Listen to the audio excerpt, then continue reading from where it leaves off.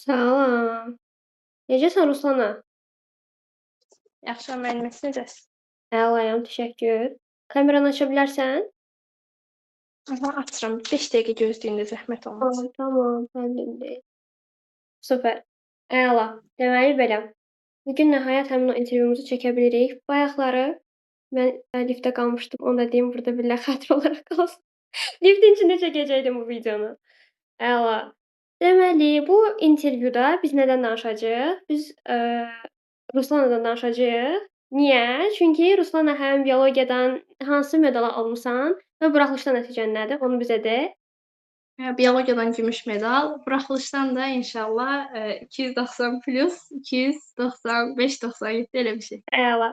Hələ nəticələr açıqlamayıbdı, ona görə dəqiq deyə bilmirik. Nəticələr onsuz çıxanda mən yenə də Instagramda onu bölüşəcəm. Əla, super. Deməli, ilk öncə belə başlamaq istəyirəm.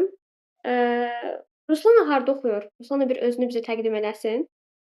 Aha, mən Lerik Şəhər Arif Nuriyev adına 1 nömrəli texniki fənlər təmayüllü məktəb liseyin 9-cu sinif şagirdiyəm. Yəni Lerikdə oxuyuram, biraz ucqar bir yerdir. Aha, əla, super. Okay. Deməli belə, bugünkü intervyu necə gedəcəkdir? Mən ümumiyyətlə baxmışam bir çox intervyulara ki, buraxılış tələbələri ilə sual-cavab eləyirlər, amma çox şablondur, hər biri bir-birinə çox bənzəyir. Mən bu gün bunu fərqli eləyəcəm. Necə olacaqdı? Ruslan 9-cu sinifdə hal-hazırda və biz Ruslananın 8-ci sinifə kimi dövrünü danışacağıq ki, necə bir tələbə şagirdlik ilə keçirdi və ondan sonra o, olimpiyadasından da danışacaqdı, amma ilk öncə biz ən çox buraxılışdan danışacağıq. Çünki, mən ingilis dili müəllimiyəm və ona görə də öz kütləmi daha çox buraxılışa hazırlaşırlar, ona görə.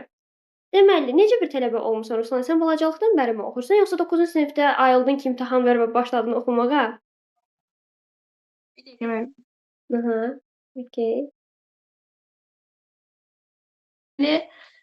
Sualınıza belə cavab verim. Mən ümumiyyətlə, lap 1-ci sinifdən, lap ondan qabaqlar, yəni çox, belə deyək, oxuyan, məsuliyyətli, həmişə, bir şeyləri araşdırmaq istəyən bir uşaq olmuşam və, bu, yəni 9-cu sinifə qədər həmişə belə olub. Yay tətilləri olsun, elə bir günüm olmayıb ki, həqiqətən belə oxumayım, yəni heç bir şey oxumayım, amma, elə, yəni hamı elə olmalıdır deyə bir şey də yoxdur Hı, məncə.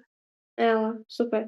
Bu başa düşə bilmirəm. Bu nəyə görə biologiya oxuyan 4-cü qrupda olan uşaqlar bu qədər yaxşı oxuyurlar? Həmişə onlar daha çox seçilirlər. Bu nədən asılıdır səncə? Bilmirəm, bəlkə də bu, bəlkə biologiyanın, belə deyim də, yəni oxunma qaydası budur. Hamı gedib biologiya oxuyanlar belə olur. Amma hər halda bir təsadüfdür, bu sizə elə gəlib. Amma mən çox görmüşəm 4-cü qrup olsun, biologiya oxusun, belə çox da vecinə almasın, gedib yaxşı bal da yığsın. Hər halda hər bir uşağın özündən asılıdır bu. Başa düşdüm, əla. Çünki mən ən çox görürəm ki, 4-cü qruplar daha çox seçilirlər. Mən elə bilirəm bu sizdə nəsə xüsusi bir şeydir. Amma mən düşünürəm ki, bu nəyə görə bu cürdür? Bu intervyunun əsas məqsədi nədir? Mənə Ruslana bir səs atmışdı imtahandan sonra. Demişdi ki, mənim hətta blok fənlərinə belə vaxtım qalırdı. Məni bu çox cəlb elədi səni daha çox ki, ilk səndən götürməliyəm intervyunu və belə. Ona görə də bu nə deməkdir? Mən düşünürəm ki, 4-cü qrupda olan uşaqlar başa düşürlər ki, onların məsuliyyətləri necə çoxdur, çünki həkim olmaq asan bir şey deyil. Onlar bunu başa düşürlər, ona görə də bilirlər ki, onların necə qabaqlarında görəcəkləri işlər daha çoxdur. İndi gördükləri iş onun sadəcə olaraq müəyyən bir, balaca bir hissəsidir.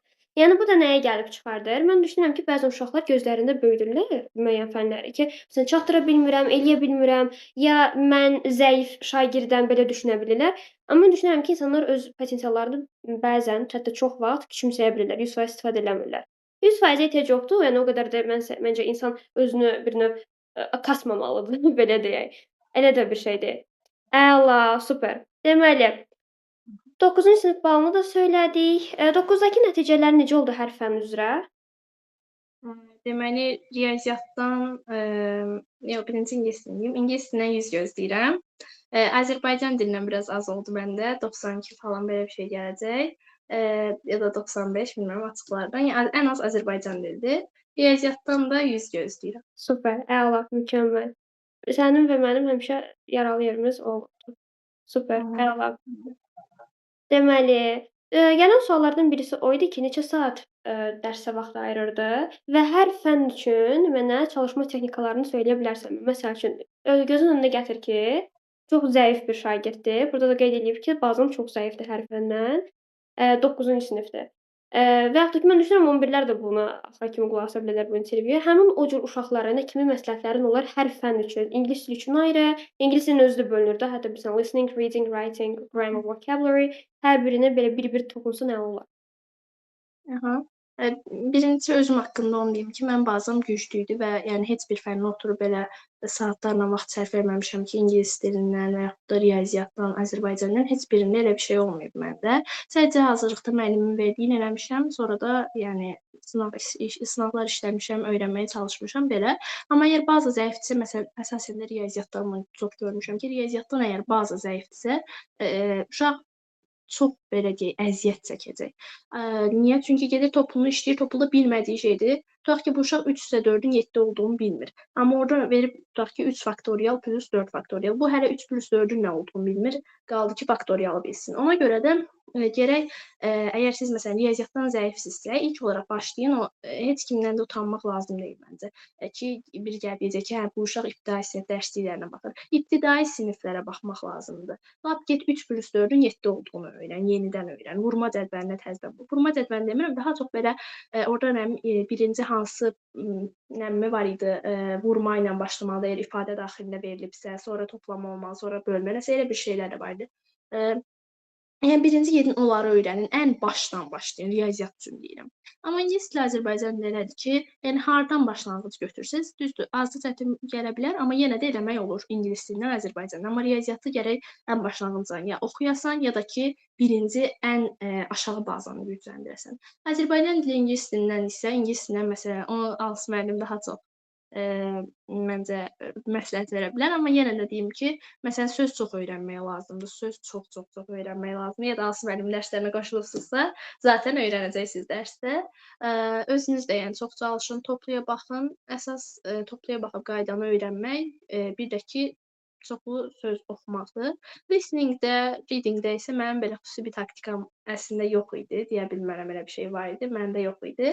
Sadəcə çox dinləmək, çox qulaq asmaq, ən başlanğıcdan başlamaq lazımdır. Hər bir şey üçün ən başlanğıcdan başlamaq lazımdır. Ortadan başlayıbsansa, əgər sənin başlanğıcın zəifdirsə, təzədən dön ora, başlanğıca dön. Bu ingilis dilində də belədir. Sən məsələn tutaq ki, A2 səviyyəsində bilirsənsə, amma A1-in biraz zəifdirsə, təzədən dön A1-ə. Nə olacaq ki? Azərbaycan dilində də həmçinin. Azərbaycan dili də normal, yəni qaydaları zaten 10 dənə sualdır qrammatikadan, həm 9-da, həm 11-də. Qrammatikanı məncə həll eləmək olur. Yəni onu nə vaxt istəsəz eləyə bilərsiniz. Mətn suallarında da biraz diqqətli olmaq. Bunun üçün müəllimlərin də xüsusi videoları var, amma yəni şəxsən mən belə edirdim. Daha çox diqqətli olmaq lazımdır. Məsələn, açıq suallar üçün qəşəng düşüncələriniz olmalıdır. Tutaq ki, mətndə əlaqələndirmə lazımdır. İnteqrasiya qabiliyyətiniz olmalıdır. Yəni bunları biraz çox mətn işlədikcə düzəltmək olur. Yəni düşünürəm ki, bazanız zəifdirsə, yenə deyirəm, ən başlanğıcdan başlayın hər bir şey üçün. Əla. Çox uşağın ən çətinlik çəkdiyi hissələr zamanın time management-dir. Yəni zamanın idarə edilməsi. Amma məsəl üçün Ruslananın halında bu bir plus idi ki, Ruslana üçün. Onun bazası çox yaxşı olduğuna görə, yəni onda belə bir problem yox idi. Deyir ki, dərs tapşırıqlarımınca müəllim nə verirdi, onu eləyirdim və kifayət eləyirdi. Bəs deyək ki, uşaq çox zəifdir. Məsəl üçün zəiflər üçün çox gözəl tövsiyələr verdin. Həmin o cür uşaqlar vaxtları necə bölməlidirlər səncə? Eee, yəni belə deyək də, onlar da gecə-gündüz dərs oxumamalıdırlar məncə. Ümumiyyətlə, gecə-gündüz dərs oxumağı mən tam başa düşə bilmirəm də, gecə-gündüz dərs oxumaq. Yəni belə deyək də, onlar daha çox vaxt sərf eləməlidirlər. Tutaq ki, hazırlıqda müəllim verib ki, məsələn, riyaziyyatdan 2 saatlıq bir tapşırıq verib. Sən riyaziyyatdan 2 saatlıq tapşırığı həll eləyəndən sonra yarım saat, 1 saat da əlavə get nəyisə təkrar elə əvvəlcədən, əvvəldən keçdiklərindən. Yəni bunu hər gün biraz eləyəndə əsas lazım olan çox çalışmaq deyil. Yəni sürəklilikdir, davamlılıqdır. Türklər demişkən Azərbaycanda tam qarşılığı nədir bilmirəm, davamlılıqdır. Yəni hər gün əgər bir şeyi eləsənsən, gəlib axırda 365 günün qalıb, tutaq ki, 8sən deyirəm və yaxud da 10-cu sinifsən, yəni imtahana 1 il qalıbsa tam, 365 günün hər birində düşün ki, 1 saat vaxt, 365 saat vaxtdır yəni. 365 saat vaxtı nə qədər gözəl istifadə eləmək olar. Yəni, yenə dediyim kimi, çox çalışmaq deyil, əsas məsələ davamlılıqdır. Yəni, əvvəlcədən birinci, müəllimin verdiyi, hazırlıqda verdiyi məsələləri eləmək və yaxud da ki, nəyisə keçirsənsə indi onu eləmək, onu da yarıda qoymaq olmaz. Sonra isə bilmədiyin hissələri köklənmək lazımdır. Belə düşünürəm. Hı hı, məncə də. Əla. Bir də çoxu uşaqda belə bir məsələ demək istəyirəm. Eee, Prekrastinasiya eləyirlər. Yəni sadəcə olaraq düşünmək. Düşünürlər ki, görəsən mən bunu çatdıracağammı, ya neyləyəcəm? O düşünməyə çox vaxt itirirlər. Ondan sonra bir işin qopundan yapışsa, o uşaq yəni time management'ı həll eləyə bilməyəcəyi bir şey olasıdır. Hətta onun dincəlməyinə də çox vaxt qalacaq və gecə-gündüz oxumamaq hissəsini vurğulamağına çox sevindim. Çünki bəzən uşaqlar elə fikirləşirlər ki, 290 plus almaq üçün mütləq sən yatmamalısan da, belə dəli kimi oxumalısan. O heç yaxşı bir şey deyil. Super, əla. Deməli belə, başqa bizim üçün nələr var? Mənbələrdən səndən soruşmaq istəyirik. Məsəl üçün, hər bir fənn üçün Hı hı. ilk öncə ingilis dilindən oxusan daha desən daha gözəl olar. Ki hansı kitablardan istifadə eləyirdin və kitablarda hansı boşluqlar görürdün və müəllimin kitab yazır, bilmirəm bilirsən ya yox. Listening və reading üçün kitablar yazıram, və kitablarımı, necə təyin eləyirəm, onu qoy bir dənə sənin üçün deyim. Mən düşünürəm ki, uşaqların, boşluqlarından birisi, xüsusilə təmayüllü olmayan uşaqlar, söz öyrənmək və o sözü yadda saxlamaqdır. Niyə? Çünki, uşaq sözü öyrənir, ondan sonra onu istifadə eləməlidir. Düzdür? Yəni o bunu istifadə eləməlidir. Yazan momentdə bu bunun ağlına gəlmir. Bax o problemdir. Hətta general English-də şey də olur, danışan momentdə ağlına gəlmir, elə şeylər də ola bilər. Həmin o cür uşaqlar üçün mən necə eləyirəm? Əslində bu 11-ci siniflər üçün təyin eləmişəm bu kitabı. Çalışıram 9-lar üçün də eləyərəm, amma ən çox 11-lərə fokus olmuşam. Deməli, kitabı belə eləmişəm ki, 1-ci kitabım olacaqdı. 33 dənə reading, 33 dənə listening kimi nəzərdə tutmuşam və 5-ci, 6-cı, 7-ci sinifin sözlərinin hər birini, orda istifadə eləyəcəm. Məsəl üçün, unit 1-dir, ordakı sözlərin hər birini istifadə eləyirəm bir mətnin içində və ona görə suallar həll eləyirəm. Yenə mail about, sonra, paraphrase eləmək, indi 11-ci siniflərdə o cürdür də. Sinonimini yazmaq və yaxud da ki, hansı mətnə görə doğrudur, bu kimi suallar hər birini o cür təyin eləyirəm. Düşünürəm ki, bu cür yaxşıdır. 2-ci kitabımda təbii ki, 8-dən 9, 3-cü isə 10-11 formasında olacaq. Yəni lüğət olaraq, yəni demək istəyirəm. Eee, Səncə kitablardakı boşluq nədir və müəlliflər nəyə diqqət eləməlidirlər? Burda həm mənə məsləhət vermiş olacaqsan, həm də ki, kitablarını bölüşəndə, digər izləyicilərimizə də demiş olacaqsan ki, məsəl üçün hansı kitab sənin üçün daha çox faydalı idi? Aha, ilk olaraq sizin bu, dediyiniz məsələn 5, 6, 7 sözlərin istifadə eləməkdən bir şey demək istəyirəm. Bunu deməyi unutdum writing qaydası üçün. Məsələn, mən yeni söz öyrənəndə, tutaq ki, 2 səhifə söz öyrənmişəm. Çox məntiqsiz olsa belə cümlələr qurmağa çalışırdım. Hansı ki, o cümlələrdən, yəni bəlkə də çox məntiqsiz idi sözlər, bəlkə də çox məntiqsiz idi cümlələr. Əsas odur ki, mənim yadımda qalırdı ki, mən bunu niyə istifadə elədim. Sonra da writingdə bu yadıma düşürdü, istifadə eləyirdim. Qaldı ki, mənbələrə, birinci mənbələr deyim, sonra boşluqlar falan. Riyaziyyatdan deyim ilk olaraq. Riyaziyyatda məsələn toplular bəs eləyir məncə. Bir də ki, 9-cu sinif üçün güvən var. Məsələn, onu da istifadə eləmək olar. Qaydası falan yaxşıdır, pis deyil. Məsələn, tutaq ki, o güvən kitabında nəyi boşluq görürəm? Belə deyək də, verir məsələn bir şeyi, riyaziyyat üçün deyirəm bunu hələ. Verir, düsturu verir, amma məsələn düsturun tam olaraq niyə belə olduğunu, açılışını vermir. Onu gəlib yazılıya düşəndə uşaq qalır ki, hə bəs mən bunu düsturun bilirdim, amma indi baxıram ki, burda düsturu yazsam mənə tam bal verməyəcək. Çünki bunun qaydasını istəyir məndən. Hamı hazırlığa getmir, hamının müəllimi izah eləmir bunu. Məsələn, kitablarda ona daha çox diqqət eləsələr, xüsusən riyaziyyatda daha çox, xüsusən riyaziyyatda deyəndə distur ordadır. Ondan xoşum gələrdi məsələn. Sonra ingilis dili üçün desə, ingilis dilindən də ki, əgər alçı müəllimin yanındasınızsa zaten mənbələri bilirsiniz artıq. Onun xaricində də ki, toplu əsasən Nərgiz Nəcəf yaxşıdır, söz falan. Sözləri harda gördüm, öyrənirdim. Yəni söz harda görsəm, 1 səhifə, 2 səhifə öyrənirdim də. Mütləq deyirdim ki, hə, öyrənəcəm. Hansı müəllimin atdığı bütün sözləri öyrənmək lazımdır. Bütün sözləri olmasa da ən azından çox bir hissəsini öyrənmək lazımdır. Yəni qabağımıza çıxan hər bir sözü bilmək yaxşı bir şeydir. Mənbələrdə gördüyüm boşluq məsələn nəyi görmüşəm boşluq kimi tam belə xatırlamıram ingilis dilin. Listening, reading üçün məsələn nəyi görə bilərəm?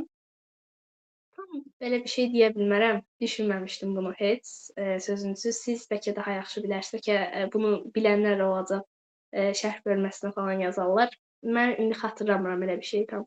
Azərbaycan dilindən də ki, topluları işləmək, mətnlər üstündə işləmək, qrammatikanı yaxşı öyrənmək bəs eləyir. Yəni o qədər də çətin deyil. Mən gedim bütün dünyanın kitablarını işləyim, hamısını işləyim, mənim qabağıma sual gələcək. Yox. Sadəcə sual tiplərinin bir hissəsini bilmək, qaydanı yaxşı bilmək kömək eləyəcək yəni bal yığmağımıza.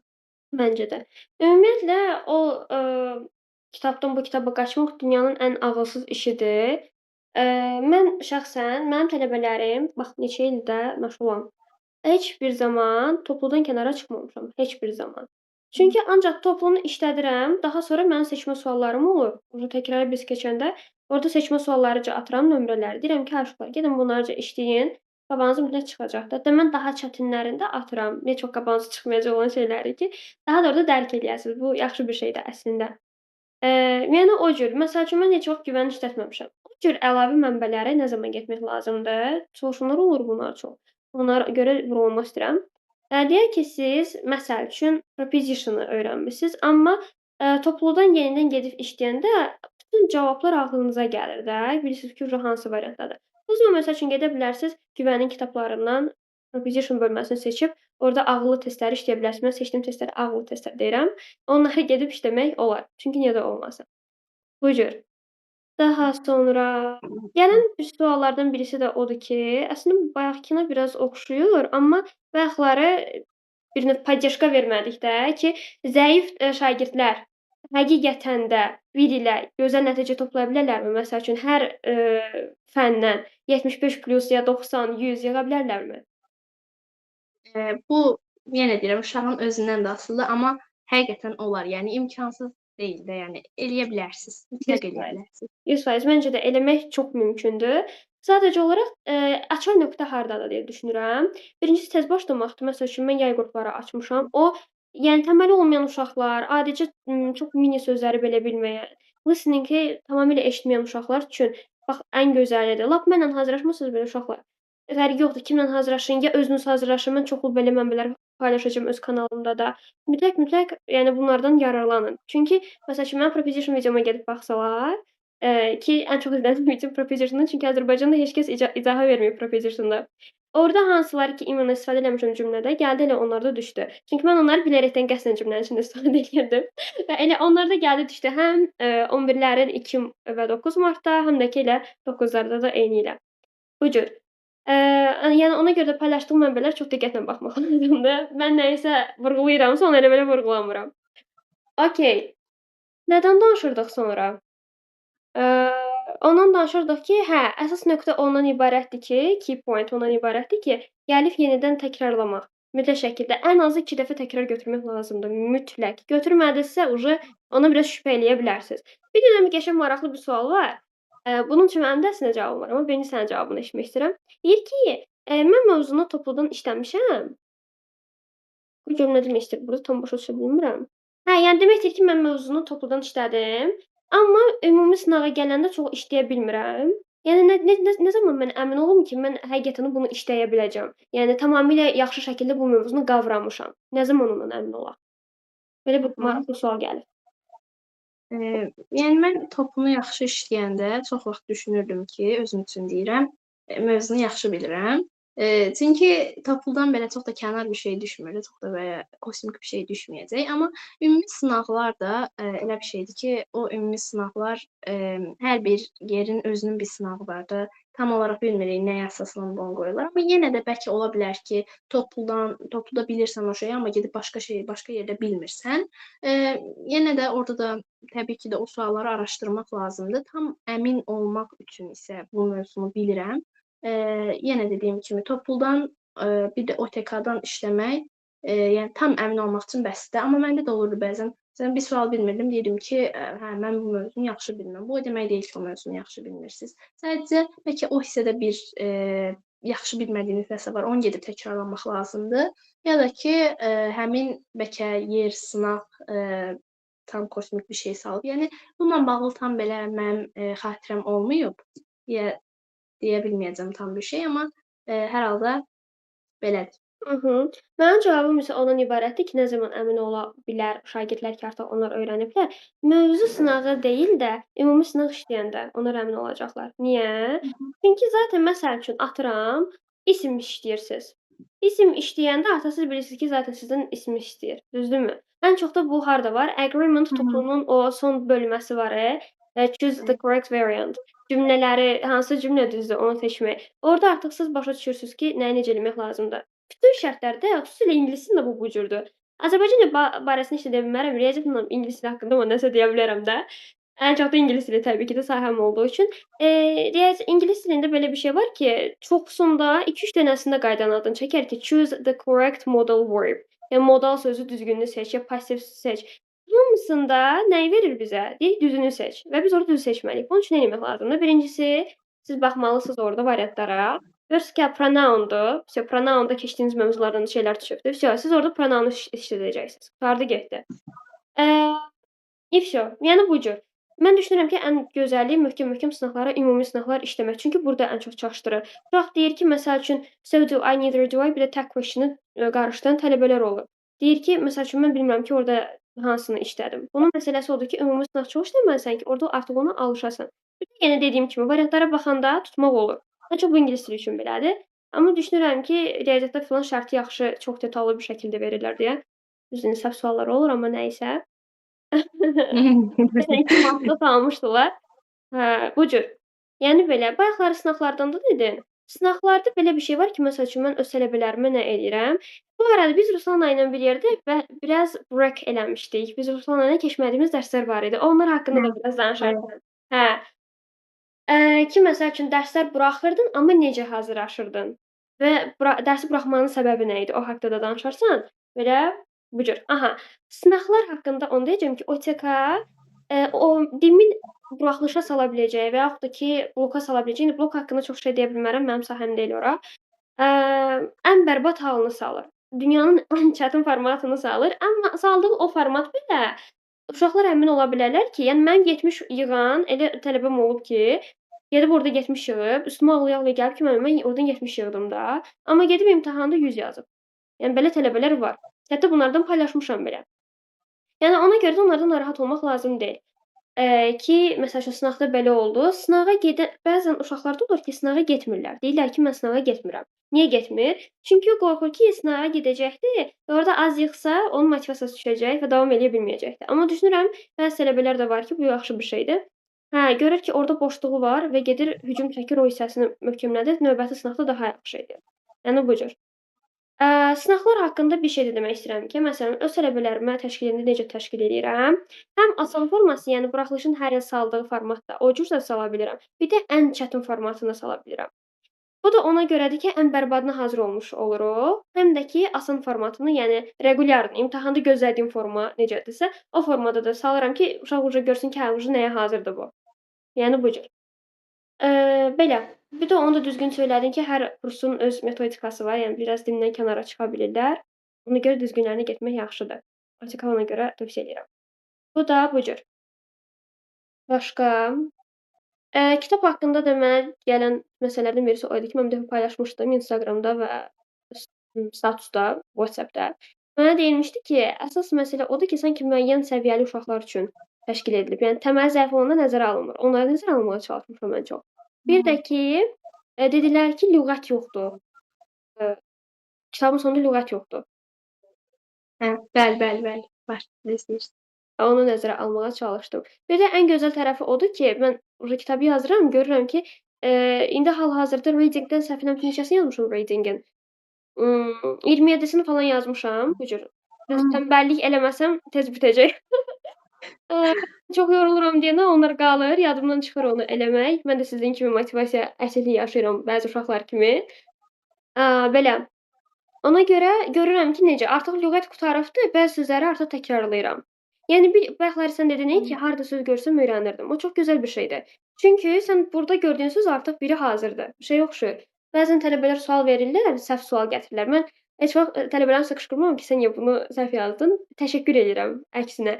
Ki, məsəl üçün artıq bunu izah eləyəcəm. İmtahana düşəcək olan bir sualın izahını biz dərsdə veririk. Və yaxud da ki, qabağına çıxan bir sözü artıq sən indidən bilirsən. Yəni o çox gözəl bir şeydir. Məncə söz öyrənəndə və Hı. yaxud ki, listening eləyəndə, reading eləyəndə uşaqların qabağına bilməyən söz çıxanda motivasiyadan düşürlər. Düşməyin uşaqlar. Siz orada öyrənmisinizsə artıq vsyo, imtahana düşə biləcək bir sual hazırdır, bir söz hazırdır. O mentalla baxın. O zaman siz özünüzü həqiqətən küçümsəməyəcəksiniz. Elə də uşaqlar olur ki, özlərini çox küçümsüyürlər. Ay, mən bunu eləyə bilməyəcəm, özlərinə heç inanmırlar. Çünki məsəl üçün ən çox 9-larda ola bilir bu və yaxud da ki, 9-cu sinif imtahanını zəif vermiş uşaqlar. Düşünürlər ki, 11-də də birdən elə olar, özlərini inandırırlar ki, mən zəifəm. Elə deyil. Heç bir şəkildə elə deyil. Əgər dəyişmə strategiyanızı dəyişsəniz, oxunma strategiyanızı dəyişsəniz, hər şey düzələcəkdir. 9-larda isə ilk dəfə imtahan verirlər deyənə, onlara lap çox tövsiyə edirəm sınaqlara getmək. Ən azı 2 dənə sınaq. 11-lərdə, 9-larda ən azı 2 dənə sınağa getmək lazımdır imtahandan öncə. Belə. Aha, başqa.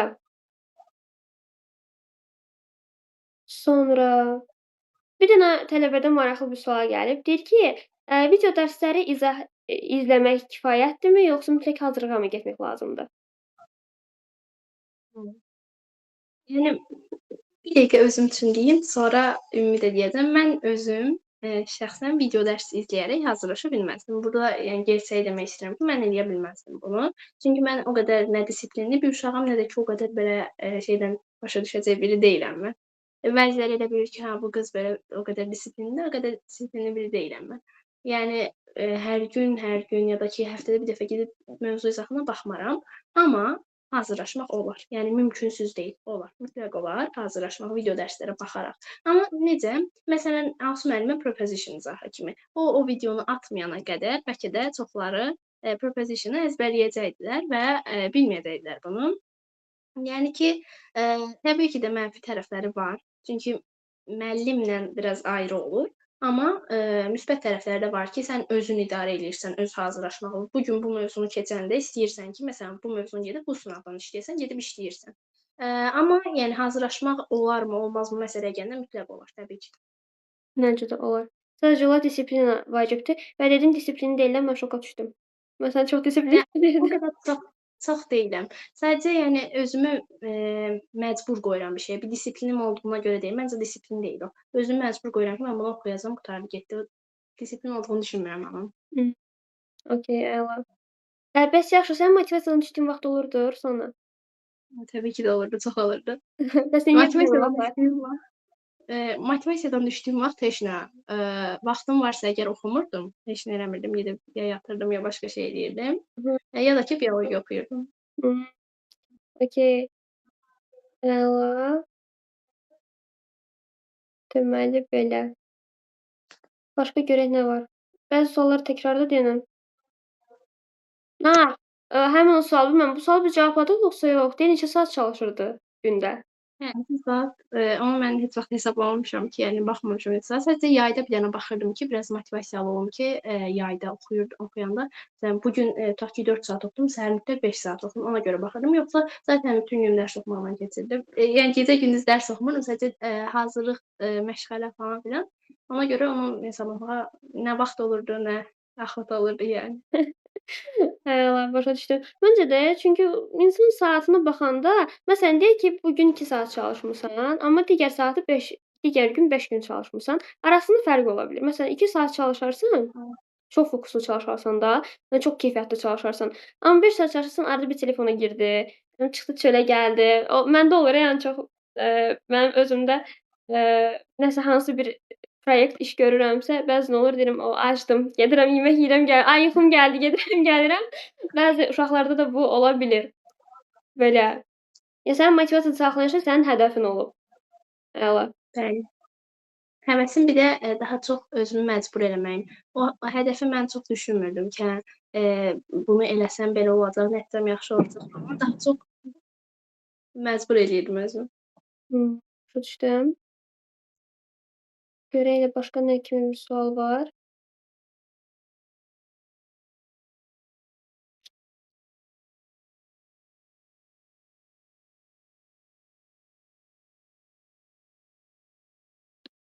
Deyəsən nəsə oldu, ona görə bağladım. Gözləyirəm səni.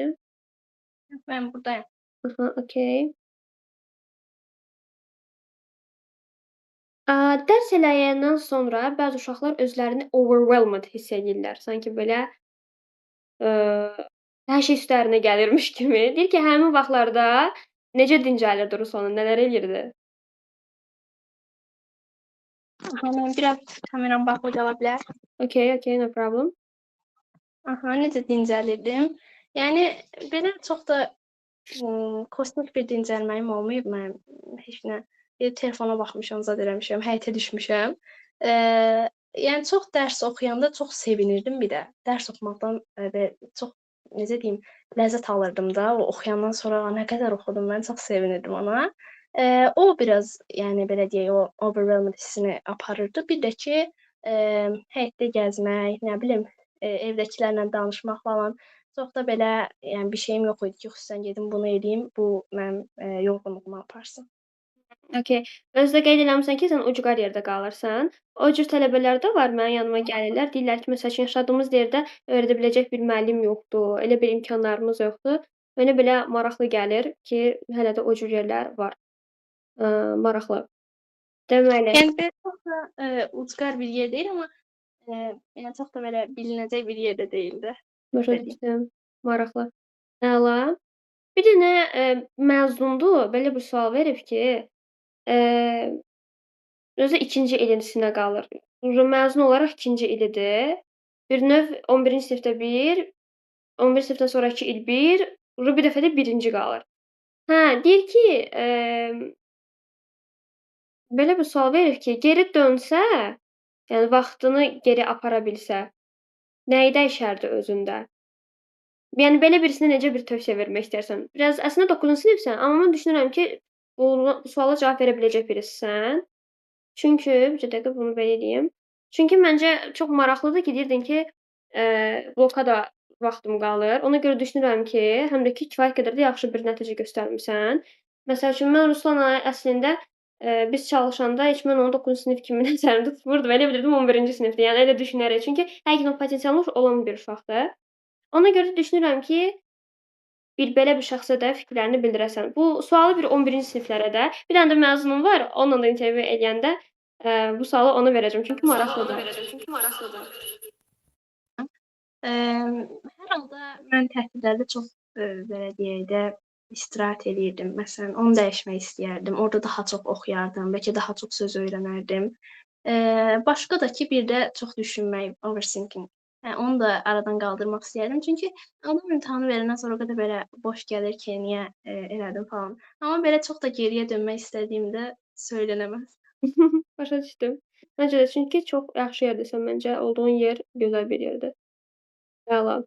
Deyir ki, dərsə hazırlıqsız gəldiyin vaxt olurdu və bunu çox tez-tez eləyirəm. Bu vərdişi necə düzəldə bilərəm? Təbii ki də olub. Hətta Alsu müəllim də bilir ki, mən bəzən olub ki, dərsə hazırlıqsız gəlmişəm yəni. Bunu düzəltmək də ki, yəni dərsdir, yazmalıyıq da, qaydası budur da, neynəməliyik ki? Yəni vərdiş halına gəlib artıq. Deyir ki, belə bir vərdişim var, dərsə hazırsız gəlir, dərsi fırladır da bir növ. Elə bir tələbədir. Mən belə Amma tələbələr gərək görürəm. Qoy öz metodikamı deyim. Məsəl üçün, deyək ki, biz topluluqdan işləmişik. Mən topluluğunu işlədəndə mən dərsin içində bunu belə bir şeyə etiraf eləmək istəyirəm burda. Dərsin içində mən dərsi izah eləyirəm və, dərhal uşaqları suallara aparıram. Artıq onlara elə suallar verirəm ki, elə şəkildə mənimsətməyə çalışıram ki, mən elə düşünürəm ki, uşaq gedəcək mənə evdə fırladacaq. Çünki bir növ dərslərimiz onlayn formadadır və uşaq yanımda deyil. Yanımda, deyil deyənə çox da belə yoxlaya bilmirəm ki, yoxlasam da bu riyaziyyat deyil ki, mən deyim ki, həllini mənə gətir. Orda variant yazacaq da o uşaq, deyilmi? Mən bu sualı nətər yoxlaya bilərəm? Deyərəm ki, məsəl üçün, filankəs bu sualı səhv yazıbdır. Sən bu sualı nətər izah eləyə bilərsən? İzah eləyə bilsən, hə, tamam, okey, burda problem yoxdur. Artıq bu suala yanaşanda hiss edirsən ki, məsələn, bu tələbə ilk dəfəmi görür bu sualı, yoxsa ilk dəfə görürsə də məni fırladıb da dərsə. Belə bir məsələ olur. Bir də nə iş görürəm? Mənim suallarım olur. Həmin o sualları atıram PDF formasında və onlar mənə yazıb göndərir və o da mənim özümə məxsus olduğu üçün konkret işləməlidir də bu uşaq. İşləməsə, yəni mənə nə atacaqdır? Bəs mən atmalıdır onu. Artıq bu zaman bu cür olur və o da məcbur olur ki, atsın. Yəni çünki mən həmişə elə bilirəm ki, hamı o cürdür. Ona görə o cür yanaşma edirəm ki, faydalı olsun. Və dərsin içində belə eləyirəm ki, Əgər ki, çünki elə uşaqlar olur həqiqətən çox ambisiyalı uşaqdır, nətər deyim ambisiyalı, potensialı var da, amma çox tənbəllik eləyir də bu sadəcə olaraq, istifadə eləmir o potensialını. Ona görə də dərsin içində elə həll eləməyə çalışıram ki, artıq dərsin içində onu işləsə, 90 yığmağı üçün ona kifayət eləsin. Ən azından qrammatikasını yığmaq üçün. Və yaxud da ki, dərsin içində mənlə bir yerdə oturtdururam, deyirəm, davay otur. Mənlə bir yerdə listening işləyirəm, mənlə bir yerdə reading işləyirəm. Ən çox bunu 11-lər üçün də eləyirəm və hətta sizin dərsdə də eləyirdim. Hətta bir neçə gün qalmış sən daha çox qoşulmağa da başladın. İndi həmin o hissələrdə mənə danışa bilərsənmi ki, biz hardasa bir 1-2 ay mənlə bir yerdə çalışmadıq və bu nəyə görə olmuşdu və əslində mən bilirəm sadəcə o izləyicilər üçün də. Yəni belə, həmin o dövrlərdə necə hazırlaşırdın? Bu sənin üçün problem yaradırdımı dərslərə qoşulmamaq? Hı. Deməli, niyə qoşulmadığımı deyim ilk olaraq. Orada mən, ilk vaxtlarında ilk 5-10 gün hələ yarımfinalın nəticəsini gözləyirdim, 2-ci mərhələnin. Sonra o çıxandan sonra gördüm ki, hə, finala keçmişəm. Dedim ki, ən azından bu 10-15 günü 10-15 gün deyəndə ki, 1 aya yaxın bir müddəti daha yaxşı hazırlaşım. Çünki buraxılışa da çox az qalıb, yəni son günlər falan mən daha çox zaten buraxılışa böyük ehtimal önəm verərəm. Ona görə də o vaxtları çalışırdım ki, daha çox olimpiyadaya önəm verim və biologiya oxuyurdum. Xarici mənbələrdən falan biologiya oxumağa çalışırdım, araşdırırdım.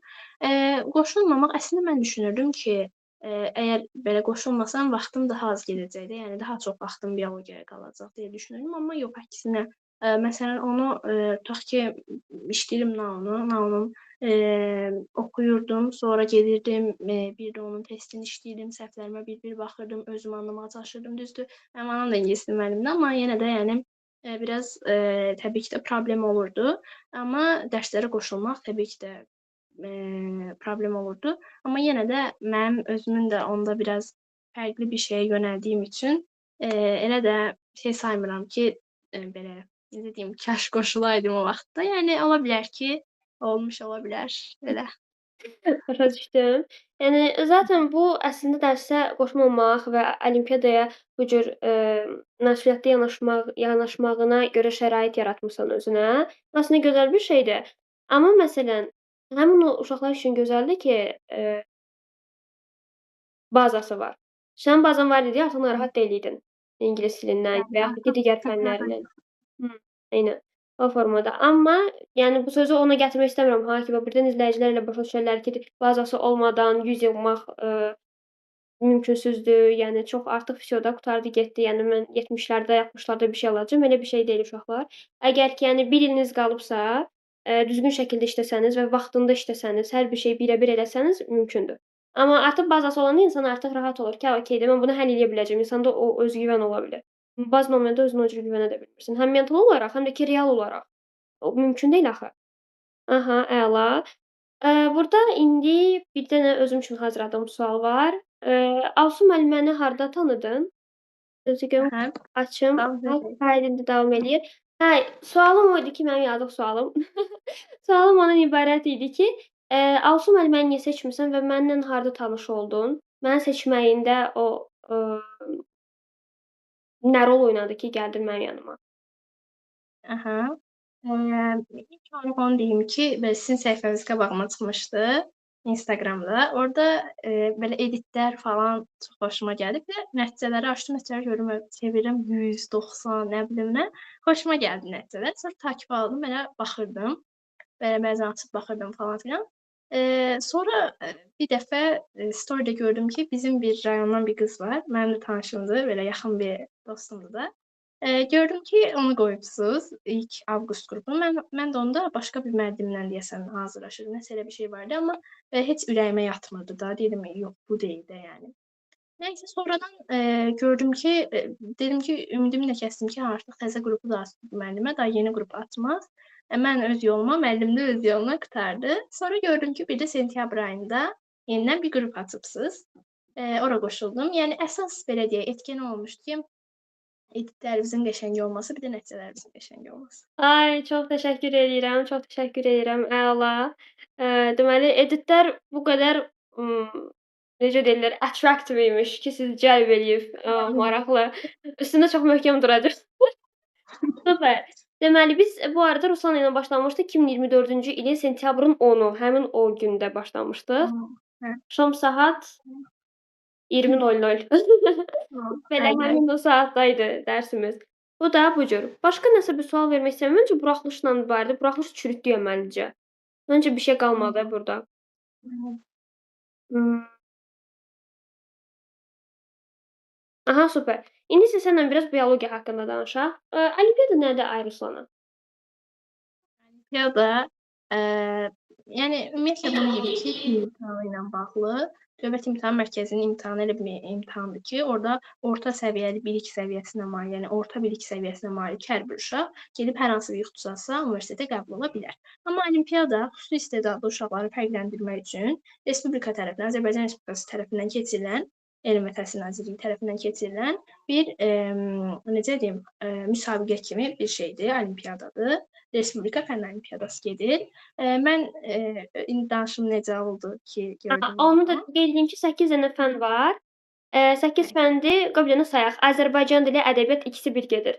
Riyaziyyat 1, kimya 1, biologiya 1, coğrafiya 1, tarix 1. İkisi qaldı. Nə idi o ikisi? İnformatika, bir də Fizika. bir də fizika, hə. Bəli. 8 dənə fəndən insanlar qoşula bilər. İngilis dilində çox təəssüf ki, yoxdur. Bu cür. Mən düşünürəm burda ən prestijli fənlər biologiya, kimya, riyaziyyat, informatika, fizika bunlardır. Tarix və coğrafiya və Azərbaycan dili çox da sizi xaricə çıxartmır. Yəni necə? Məsələn üçün biologiyada, və digər bu dediyimdə o ən çox texniki fənlərdir də bunlar. Beynəlxalq səviyyədə olan olimpiadalarda sizin çıxışınız olur. Məsəl üçün siz Azərbaycanda əgər ki medal aldısa, o zaman siz artıq nəzərə alınırsınız ki, siz, xüsusi istedadlısınız həqiqətən də və sizi göndərirlər, nə üçün? Beynəlxalq arenada iştirak eləmək üçün də olimpiadalarda. Bu da səhv eləmirəmsə onlar üçün də xüsusi yəqin ki, hazırlıqlar və, seçmə imtahanları filan olur, ondan sonra seçirlər. Burdasanmı Ruslana?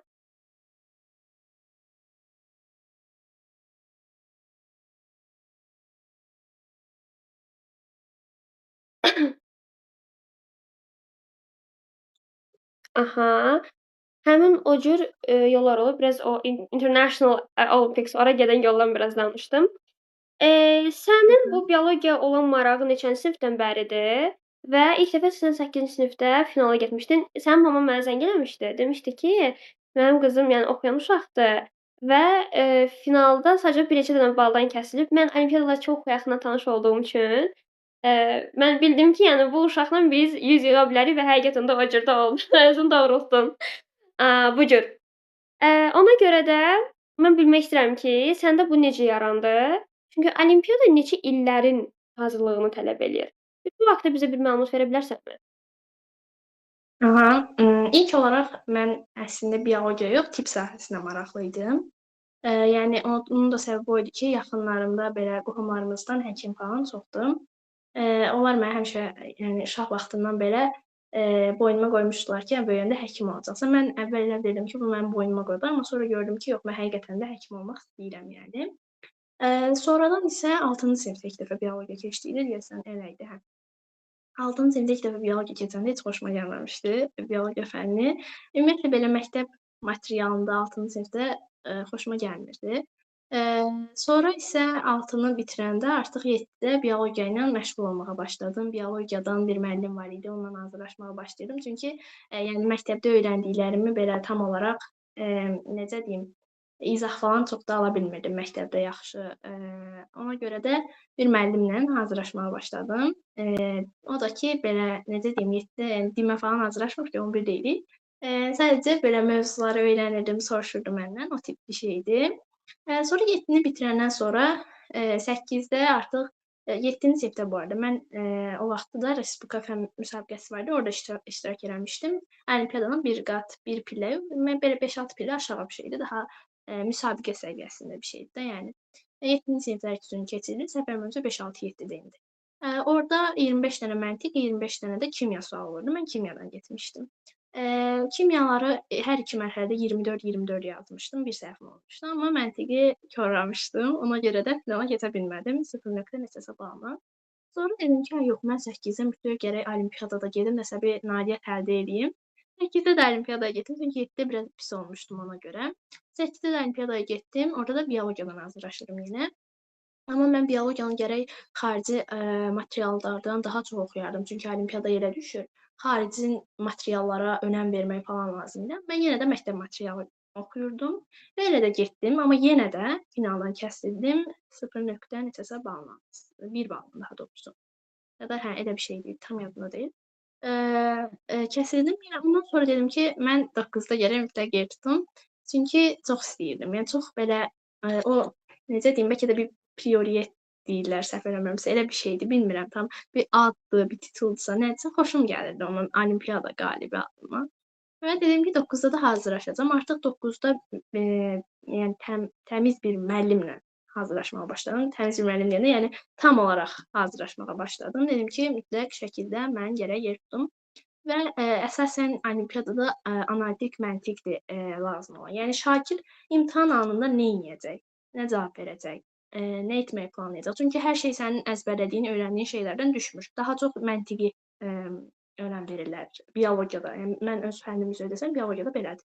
Ən azından bu ildən belədir. Yəni olimpiyadanın əsas məqsədi o deyil ki, kim daha çox oxudu, gedib o yer tutacaq. Elə bir şey deyil. Çünki mən indi burda ən azından lerikdə belə desəm, elə uşaqlar var ki, həqiqətən çox savadlı uşaqlar var. Onların qabağına da bir ton kitab qoysam, desəm ki, bunları hər gün oxuyun, sizdən soruşacağam. Bəlkə də gedib onlar da yer tutarlar. Amma olimpiyadada əsas olan sizin araşdırma bacarığınızdır həm də. Yəni siz nə qədər araşdırıb, nə qədər yüksəklərə doğru çıxa bilirsiniz bu araşdırmada. Çünki indiki dünyanın zaten tələbi araşdırmaqdır. Bu boyda internet varkən araşdırmamaq da çox pis olar hər halda. Yəni əsas odur ki, araşdırmalısınız. Özünüzə inanmalısınız, özünüzə güvənməlisiniz ki, mən eləyə bilərəm, amma bu güvənin səviyyəsi də çox olmamalıdır ki, hər mərhələni keçəndən sonra deyirsən ki, hə, mən qabaqdakını keçəcəm, onsuz da oxumayım, heç nə olmaz. Belə demək olmaz təbii ki də və çox belə deyək, ən incə detalına qədər oxumaq, ən incə detalına qədər başa düşmək lazımdır. Biologiyanı əgər oxuyanda, məsələn, fənn seçiminə qalıbsınızsa, əgər hansı fənnini seçin, bəlkə də burada da aşağı siniflər var və onlar bu olimpiyada məsləhətlərimə qulaq asırlar. Fənn seçəcəksinizsə daha çox texniki fənnləri məsləhət görərdim. Yəni mən texniki fənnləri məsləhət görərdim. Bəlkə də tarixi, Azərbaycan coğrafiyanı istəyən də olar. Bu hamının öz istəyidir, bunu deyə bilmərəm. Amma şəxsən mən seçsəydim əgər, riyaziyyatı seçərdim. Düz riyaziyyat xeyli çətindir, çox mənə kosmik bir fənn kimi gəlir. Amma belə deyim də, oturub yəni eləyə bilirsiniz də onu. Biologiya elədir ki, gərək oxuyasan, elə günümü qatasan, gecə-bənəm oxuyasan. Adamın belə əgər çox sevmirsinizsə, ürəyinizin şirəsi gedəcək yəni. Ona görə çalışın elə bir fənn seçin ki, siz usananda da onu gedib oxuya biləsiniz. Yəni onu seçməyə çalışın. Çox düz, çox düz. Bir də tarix, coğrafiya Azərbaycan dili seçməyin deməyimizin səbəbi də odur ki, məsəl üçün siz beynəlxalq olimpiyadada iştirak edə bilərsiniz, amma çox elə də prestijli deyil. Yəni çox elə tanınmır. Niyə? Çünki əvvəllər öz ölkəsində qalib olmuş birisi çıxır, sərmayə qoyur, pul tökür və həmin o olimpiyadanı təşkil eləyir və bu sadəcə olaraq yəni dövlətin verdiyi bir şey deyil də. Ona görə çox da sizə bir şey vermir. Düzdür, hazırlaşmaq məsəl üçün insanlara bəlkə gözəl bir background eləyər, yaradar. O düzdür, oxumaq gözəl bir şeydir təbii ki də. Amma indi onun da bir bəhrəsini də görmək lazımdır da deyə düşünürəm. Ona görə, yəni belə. Bir də ki, məsəl üçün siz tarixdən, coğrafiyadan, Azərbaycanda zaten xaricdə heç nə olmur, o heç. Çünki bizim dövlətin imtahanıdır da, sualları da, dilidir. Digərlərində isə yəni çox da prestijli olmayacaq və getsəniz də gərək yol pulunuzu, qalmanızı, hər şeyinizi özünüz ödəyəsiniz. Amma digər texniki fənlərdə biologiya, fizika, kimya, riyaziyyatda, informatikada bunlarda o cürdür ki, siz beynəlxalq arenada iştirak eləsəz, bilmirəm arena demək daha düzgündürmü? Yəni beynəlxalq səviyyədəki olimpiadalarda iştirak eləsəz, elə bir haqq qazansaz, təbii ki, ilk öncə Azərbaycanda özünüzü göstərməlisiniz medalla bunun üçün. Və yaxud da ki, bilmirəm, deyəsən finala çıxanlar da gedə bilir. Tam olaraq onu bilmirəm. O əvvəli idi. Artıq bu ildən qayda qoyublar ki, qaliblər gedə bilər. Deyirəm də, Qaliblər çünki hazırlasın. bir tələbəm var idi, o da finalçı olmuşdu, onu da hazırlayırdılar. O haqda da indi bir şey bölüşərəm. Yəni o cür sizin hətta yəni texniki fənlərdən gedəndə sizin bilet pulunuz pulsuz olur, qalmağınız, yeməyiniz, içməyiniz, hər şey pulsuz olur. İmtahanınızı verirsiniz, oradan da medalınızı alıb gəlirsiniz. Yəni bu cür. Məsəl üçün mənim informatikadan tanıdığım bir, tələbə var idi. O getmişdi. Onda belə bir məsələ yaşanmışdı ki, çox savadlı bir uşaq idi. Həqiqətən ciddən çox savadlı idi. Sadəcə olaraq belə bir məsələ baş vermişdi. Deməli, 11-ci sinifdə belə bir məsələ baş vermişdi. Əvvəlki illərini bilmirəm niyə medal almamışdı, amma ciddən çox savadlı idi, yəni qiymət verməyi bacarıram, çünki başım çıxır. Özüm də bir vaxtlar informatika, olimpiadaçısı olmuşam. Deməli, Hı hı. həmin o tələbə 11-ci sinifdə nəyə görə ala bilməmişdi? Ona görə ki, kompüterində problem olmuşdu. Mənim də əslində informatikadan üzləşməyimin səbəbi odur ki, mən orada görmüşdüm ki, kompüterdə məsəl üçün mən bir kod yazıram, kod əslində doğrudur. Sadəcə olaraq mən onu yükləyəndə nə baş verirdi? Deyirdi ki, bu 10 saniyəyə baş verir. Yəni 10 saniyəyə biz bunu hesablaya bilirik. Ona görə uzun bir koddur. Amma halbuki düzdür. Siz onu daha qısa formada eləməlisiniz. Bu artıq məni motivasiyadan saldı və mən olimpiadaların ən çox sevdiyim cəhəti odur ki, mən artıq fikir verdim ki, mən həqiqətən də kompüter arxasında işləyə biləcək birincisi deyiləm. Mən onu başa düşdüm və yolumu dəyişdim. Ona görə də burdayam. Yəni bu cür. İndi də kompüter arxasındayam. Sadəcə olaraq bu daha fərqli formadadır. İnsanlarla işləyirəm. Mən başa düşdüm ki, bu cür. Yəni olimpiadalar düşünürəm özünü yoxlamaq və həyatda özünü tutmaq üçün ilk addımlardan birisi ola bilər deyə düşünürəm. Bir növ şeyə oxşayır da, sanki vitrində durur o meyvələr. Dadına baxırsınız, almağa xoşunuza gəlsə 1 kilosunu alırsınız. Bu da ona oxşayır. Əgər xoşunuza gəlsə, elə onunla da davam edirsiniz. Bu çox gözəl bir şeydir. Bir də mən təbii ki, tarixdə də iştirak eləmişdim. Tarix mənə maraqlı idi. Orada nəyə görə uğursuz olmuşdum? Qoy ondan danışım.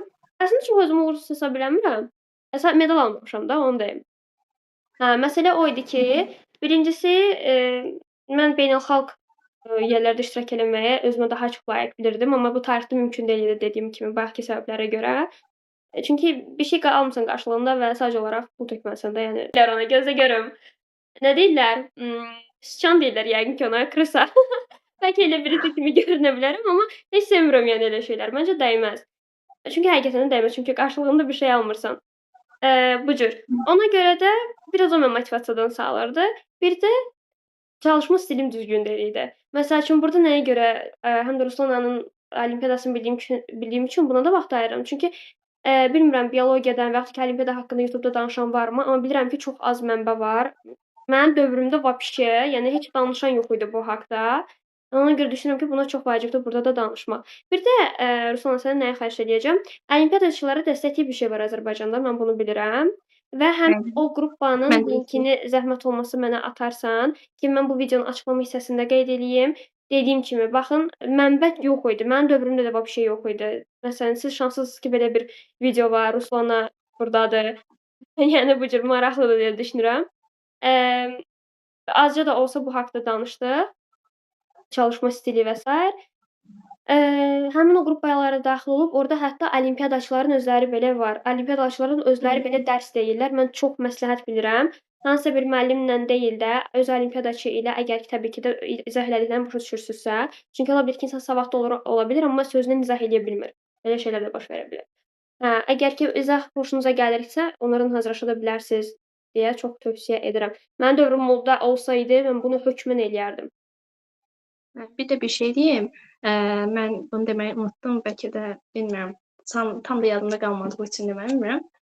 Deməli mən, kimyadan deyirəm də 7-ci sinifdə o müsabiqə falan, düzdür, onlar daha aşağı səviyyəli şeylərdir, amma yenə də daha çox kimyaya var idi marağım. Amma, 8-də mən bir dəfə belə Telegramda axtarıram, yazdım olimpiyada, qabağıma çıxdı olimpiyadaçılara dəstək. Ora girəndən sonra gördüm ki, orada məsələn xarici mənbələr haqqında da məlumat verilmişdi ki, hansını oxusanız daha çox uğur əldə edə bilərsiniz. Ondan sonra gördüm ki, biologiyaya getmək olar. Ona görə də məncə çox əla bir qrupdur. Mən də elə düşünürəm. Super, mükəmməl. Çox gözəl bir layihədir. Onu səhv eləmirəmsə Ömər bəy yaradıb. Ömər bəyə çox təşəkkür. Bəlkə də bu videonu izləməyəcək, amma yenə də təşəkkürümüzü eləyək də. Yaradıb da. Belə, onu bölüşərəm. Bir də burda təbii ki, videonu mən editləyəcəm. Editləyəndə, RFM olaraq qeyd edəcəm, Respublika Fənn Olimpiadaları, RFO nətər açılır? Respublika Fənn Olimpiadaları. Bax o cür hər birini qeyd eləyəcəm. Onları gedib araşdıra bilərsiniz. Bir də onun belə bir müsbət cəhəti də var ki, həmin bu fənlərdə siz medal alsaz, dövlət, bilmirəm indi hansı, kim eləyir? Yəqin ki, Emin Əmrullayev bunları eləyir. Yəni nazir, təhsil naziri yəqin ki, onu eləyər. Belə bir, opportunity var ki, belə bir fürsət var ki, Deməli, siz nə iş görə bilərsiniz? Medal aldısa, müəyyən fənlər, müəyyən ixtisaslarda, müəyyən universitetlərdə siz imtahansız və tamamilə pulsuz şəkildə daxil ola bilərsiniz. Yəni medal varsa gedib eləcə oxuya bilirsiniz. Amma təbii ki, qabağınıza sizə seçim qoyulardı ki, məsələn, mən yadımdadır ki, tarixdə, şey var, tarix coğrafiya müəllimliyi, tarix müəllimliyi. Azərbaycanda tam məlumatım yoxdur. İndi hər ölkədə fərqlidir də. Bütün ölkələrdə var bu arada belə bir olimpiadalar. Yəni hərənin öz qayda-qanunu var. Bu cür şeyləri də sizin üçün araşdırmağı tövsiyə edirəm. Bir də xarici universitetlərə əgər ki, müraciət eləyəcəksinizsə, həmin onlar üçün də sizin üçün çox gözəl bir backgrounddur. Bu haqda əgər ki, şəxsi deyilsə, danışa bilərəmsənmi bizim üçün ki, xaricdə oxumağı planlayırsanmı Ruslanna? Eee, Şəxsən desəm yox, planlamıram. Yəni, ən azından bakalavr üçün planlamıram. Bakalavr üçün planlamıram da ancaq, hə, digərləri üçün planlayıram. Mən nə bilirəm ki, siz sadəcə bakalavr dediniz, ona görə ilk təhsilimi Azərbaycanda başa vurmağı düşünürəm 100%, çox böyük ehtimalla 99% falan. Amma sonrakı təhsillərim üçün təbii ki də mütləq məncə xaricə gedəcəm. A, amma mən sənin yerində olsaydım elə bakalavrdan xaricə çıxardım. Ona görə gəl bu haqda da bir söhbət eləyək. Səncə nəyə görə ilk olaraq Azərbaycanda? Özünü mental olaraqmı hazır hiss eləmirsən, mənəvi olaraqmı hazır hiss eləmirsən? Imm, yəni bu nəsə başqa bir şeyə görə deyil, amma belə deyim də, mən özümü dediyiniz kimi mental olaraq hiss eləyə bilmərəm elə. Həm də ki, yəni 17 yaşında bir qız uşağı, o mənada demirəm. Sadəcə, yəni belə deyim də, 17 ildir hələ Azərbaycanda yaşayır. Xaricə çıxmaq biraz belə deyim, mental olaraq, mənəvi olaraq ağır gələcək məncə. Şərait olaraq düzəltmək olar təbii ki də, amma mental olaraq dediyim kimi belə psixoloji olaraq çətin gələ bilər. Ona görə düşünürəm ki, yəni ilk təhsilimi Azərbaycanda alacam. Mən ona görə düşünürəm. Amma təbii ki də xaricdə də olar. Xaricdə Deməli belə, həmçinin o olimpiadalarda iştirak edənlərdə qruplara daxil olanda insanlar görəcəklər ki, xaricdə oxuyanlar da var. Məsəl üçün kimyadan var kim? Dəniz Səttərlı, sonra o hı, həmin də o qrupda hələ də ordadırmı? Ya, eee, Şirin bəy, yoxsa Şirin o Nəriman Nəriman bəy, Şirəli. Nəriman bəy. Bəli, bəli, bəli, o həmin o Sinqapurda oxuyur məsəl üçün və bakalavr oxuyurlar uşaqlar. Yəni, Hə, eee, bəli. təbii ki də sırf olimpiadalar üçün də deyil bu. Təbii ki SAT və IELTS-ınız olmalı, çox güclü ingilis diliniz olmalıdır. Çox güclü özünüzü inkişaf elətdirməlisiniz. Yəni bu cür. Mən düşünürəm ki Hə, bir də bir şey var. Hı, söylə. Aha. Bu elə bil ki, F-onu bitirəndən sonra, yəni qalib olandan sonra orda, dediyiniz kimi beynəlxalq olimpiadalar da var idi. O beynəlxalq olimpiadalar üçün də səhv eləmirəmsə bütün ölkələrdə deyil, bəzi ölkələrdə tam olaraq bilmirəm. Orda məsələn Azərbaycan üçün deyə bilərəm ki, Azərbaycanın bütün universitetlərinin bütün ixtisaslarına qəbul ola bilirsiniz beynəlxalq olimpiadalara. Amma yəni beynəlxalq olimpiyadaçı biri bunu eləyərmi, eləməzmi? Biraz təbii ki də Mən sual altında görməmişəm.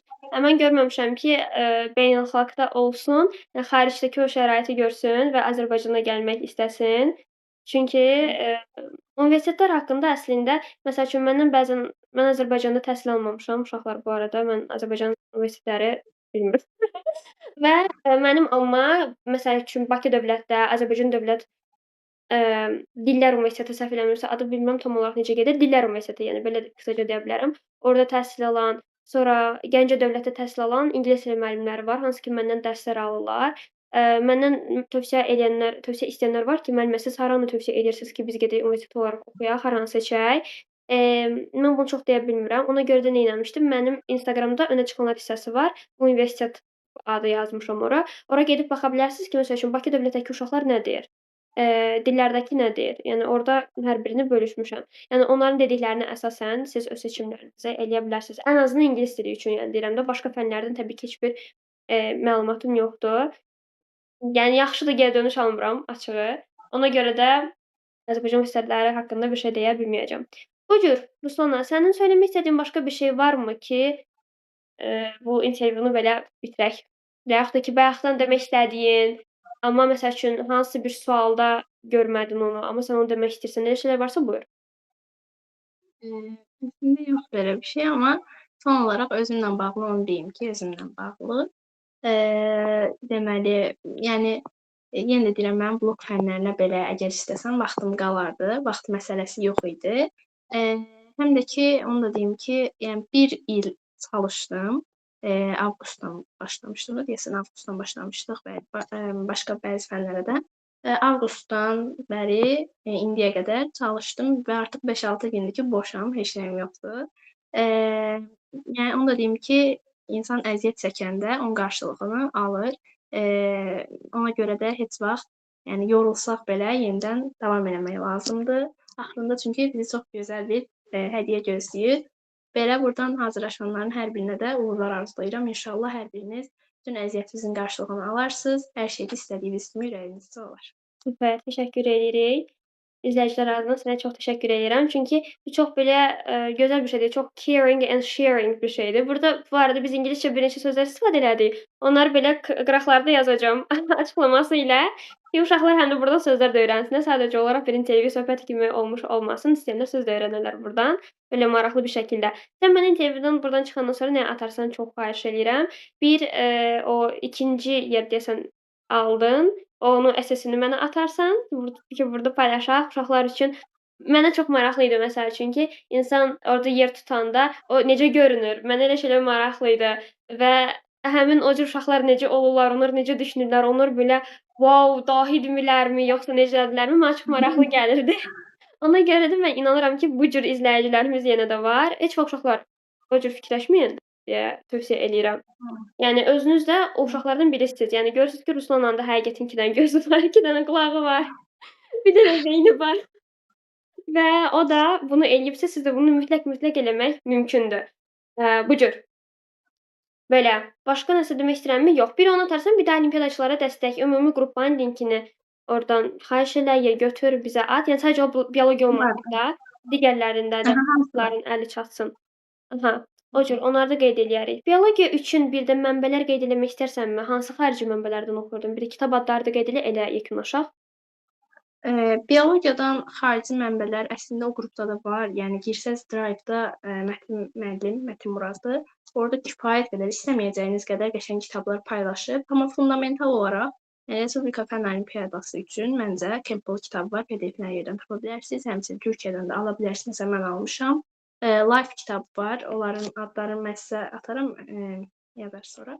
Sonra məsələn insan üçün Sherwood kitabı var, istifadə edə bilərsiniz. Amma yenə deyirəm, əsas məsələn The Word of the Cell var, hüceyrə üçün. O biraz çox bir şey kitabdır, necə deyim, dərinlərə girir. Amma yəni əsas olan bu kitabların hər birini oxumaq lazımdır. Demirəm oxumaq lazımdır. Əsasən Campbell'dır. O birilərini də oxumaq olar. Sadəcə əsas olan sizin düşünməyinizdir. Siz bioloji cəhətdən nə düşünürsüz, necə düşünürsüz? O lazımdır əsas. Gedib bütün kitabları oxumaqla uğur əldə etmək çox təəssüf ki, olmur.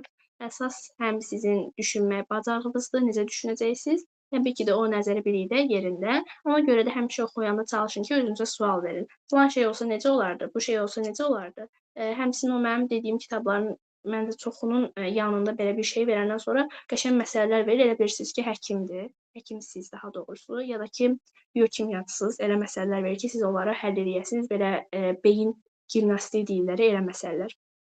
Onlara da baxsaz və özünüzə də güvənsəz, hər şey çox yaxşı olacaq belə. Super. O kitabların adını da, şəklini də hətta qoyarsan burada ekranda yerləşdirərəm, açıqlama hissəsində də yazaram. Uşaqlar onun hər birini əldə eləyərlər. Bu cür. Yəni heç nə mümkünsüz deyil. Hətta ingilislərin belə bir sözü var. Even impossible itself says that I am possible. Bu mən uşaqlara deyirəm, həmişə tez-tez deyirəm. Impossible sözünü ekranda yenə də sizin üçün yerləşdirərəm. Impossible sözünə fikir versəz, deyir ki, I am apostrophes possible. Yəni mən mümkünəm. Yəni mümkünsüz heç nə yoxdur uşaqlar, həqiqətən. Ona görə də özünüzə inanın, möhkəm dayanın, hər şey yaxşı olacaq. Əla, bircə ağıllı çalışmaq lazımdır. Çox yox, ağıllı çalışmaq. Vəsə. Belə. Mənim deyəcəyim başqa bir şey qalmadı. Əgər sən də yoxdursa, bugünlük bu qədər. Çox təşəkkür eləyirəm paylaşdığın üçün. Sağ ol, özünə yaxşı bax. Mən də sizə təşəkkür edirəm. Sağ olun.